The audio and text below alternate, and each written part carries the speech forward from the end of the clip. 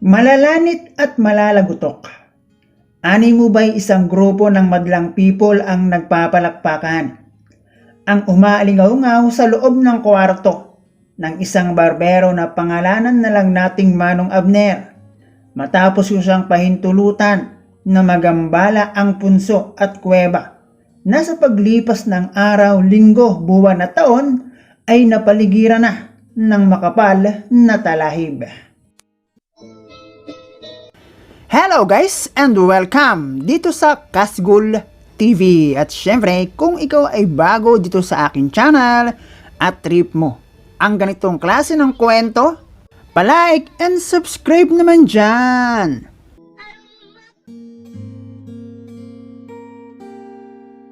2015 ang taon nang aking makilala ang isang biyudong lalaki na itago na lang natin sa pangalang Manong Abner.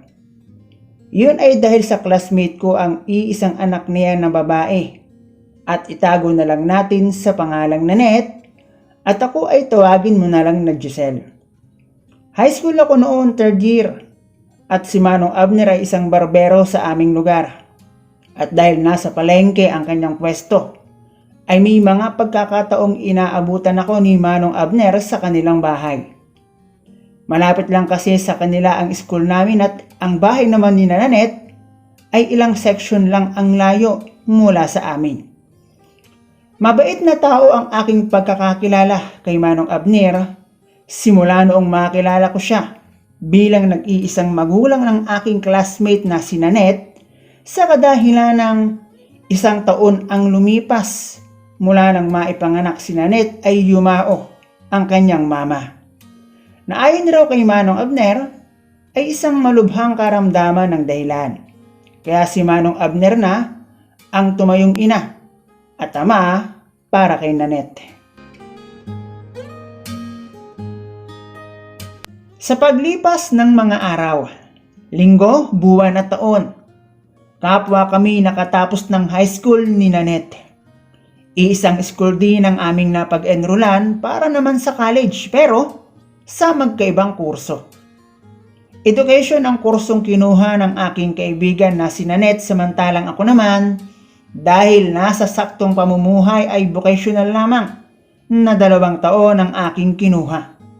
Para lang masabi na nakapag-college at kahit papaano ay may bala ako pagdating sa paghahanap ng trabaho. At dahil na rin sa 4 kaming magkakapatid, bala ko nga sana wag nang mag-college pero si Manong Abner din kasi ang nagsuggest na mahihirapan daw akong humanap ng trabaho kung kahit 2 taon ay hindi ako kukuha ng college. Kung minsan ay pasimple akong inaabutan ni Manong Abner ng pera na noong una ay nahihiya pa ako dahil baka kung anong isipin niya sa akin. At nahihiya rin kasi akong malaman ni Nanette. Pero si Manong Abner din naman ang nagsabing sikreto lang namin niyon para kahit papaano raw ay meron akong magagastos kapag aking kailangan. Total naman raw ay may mga tiyo at tiya si Nanette na nagbibigay din sa kanya ng allowance para sa pag-aaral. Special daw kasi ang turing kay Nanette ng kanilang mga kamag-anak dahil halos kahawig siya ng yumao niyang mama at di umano'y iniwang kapalit. Pero sa kabila ng lahat, ng swerteng tinatamasa ng aking kaibigan na si Nanette, ay nakapag-asawa agad ito ng maaga. Alam ko na meron siyang boyfriend pero hindi ko alam na naglalaro din pala sila ng tanim-taniman at nagbunga ang ginawa nilang iyon. Alam kong dismayado si Manong Abner sa nangyari dahil madalas niya akong makwentuhan ng tungkol kay Nanette pero tahimik lang ako dahil maging ako ay meron ding boyfriend at maging kami ay naglalaro din ng tanim-taniman. Yun nga lang, mula nang maumpisahan namin ni BF, ang magsaka ay natutunan na namin o sinikap na namin ang kung paano ay hindi iyon magbunga. Tamang araro lang, wag nang magtanim. Dahil sabi nga sa kanta, magtanim ay di biro, maghapong nakaluhod. At ayon, nakagraduate akong sagana sa dilig. Ewan ko ma kung bakit sa tuwing mapapasa amin ni BF ang pagkakataon kahit tag-araw, ay nakukuha namin ng magbukid. Yun nga lang ang masaklap, sa kabila ng 2 taon mahigit na aking pagtitiwala sa aking BF, lahat aking ginawa at ibinigay ay nagawa pa rin niya ang kumaliwa. At ang bagay na iyon ay naikwento ko kay Manong Abner. Naging malapit kasi ako sa kanya. Magaan ang loob ko sa kanya. Pero hindi ko naman siya tinitingnan bilang tatay. Basta lang palagay ang loob ko sa kanya.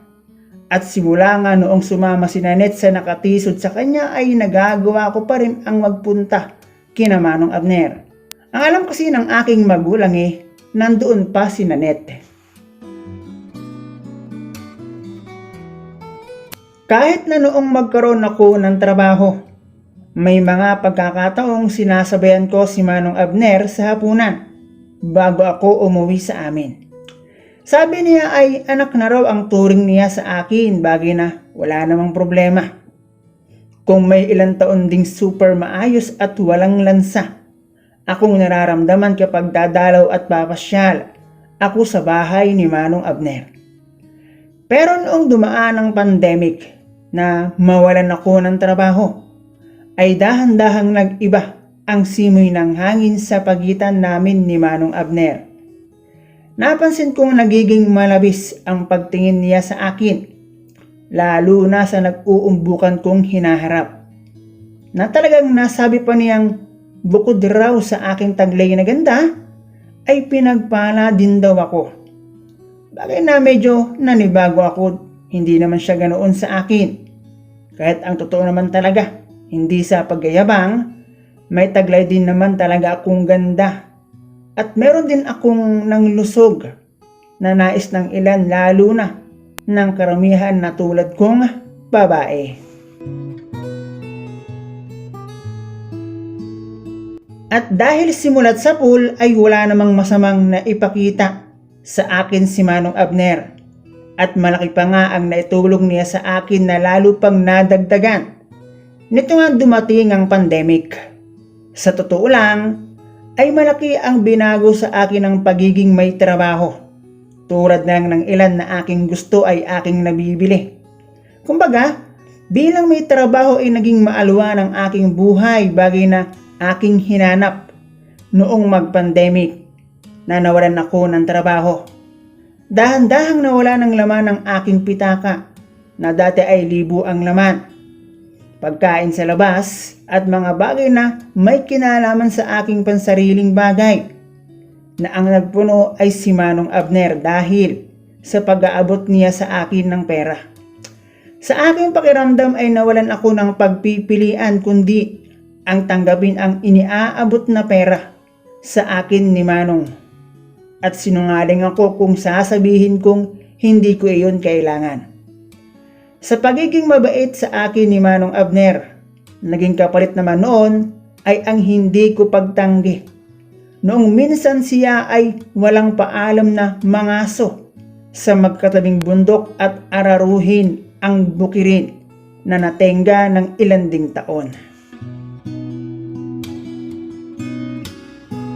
Bagamat walang relasyon ang namamagitan sa amin, kahit na napasok ni Manong Abner, ang talahiban ay hindi iyon naging hadlang upang siya ay aking iwasan.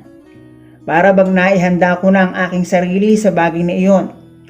Sabihin na lang natin iyon ang aking rebat dahil sa kabutihan na nagawa niya para sa akin.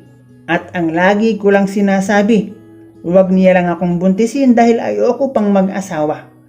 O hindi ko lang masabing hindi ko siya gusto, pero ang ginagawa namin ay medyo okay sa all right sa akin. Mabait naman siya at magkasundo kami. Friends with benefit, ika nga. Simula noon ay alam kong kapag napunta ako sa bahay ni Manong Abner, siguradong iisa yon. Kaya naman ginamit ko ang aking isip sa hindi nga lang maayos na paraan. Give and take lang. May pangangailangan siya na kaya kong ibigay at may pangangailangan din akong kaya niyang ibigay.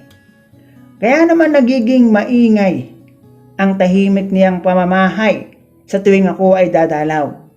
Ingay na para bang may mga taong nagpapalakpakan. Yun nga lang, palakpakan na para bang nagmamadili at tila naghahabulan. Walang personalan, gamitan lang. Pero syempre, with Manong Abner, sinungaling ako kung sasabihin kong hindi ko na-explore ang kengkungan. Mas matanda, mas marami kang matututunan. Maswerte pa rin ako dahil alam kong si Manong ay iba kumpara sa iba.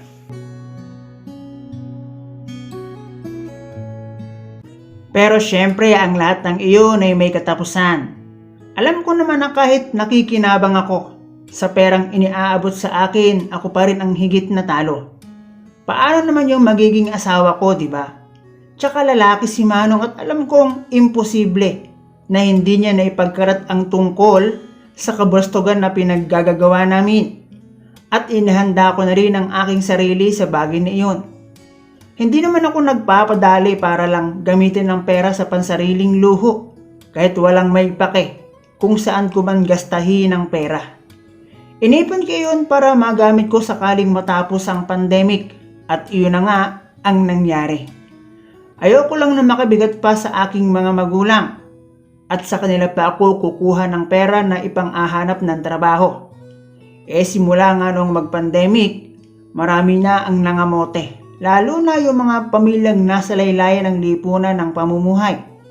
Mabuti na lang at si Papa kahit nag-pandemic ay nakaka-extra pa rin at natutugunan pa ang pangangailangan ng pamilya.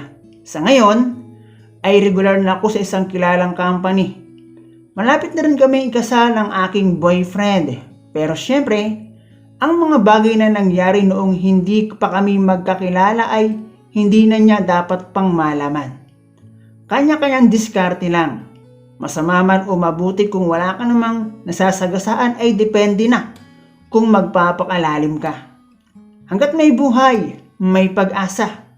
Maliban na lang kung ang pag-asang iyon ay ikaw mismo ang bibitaw.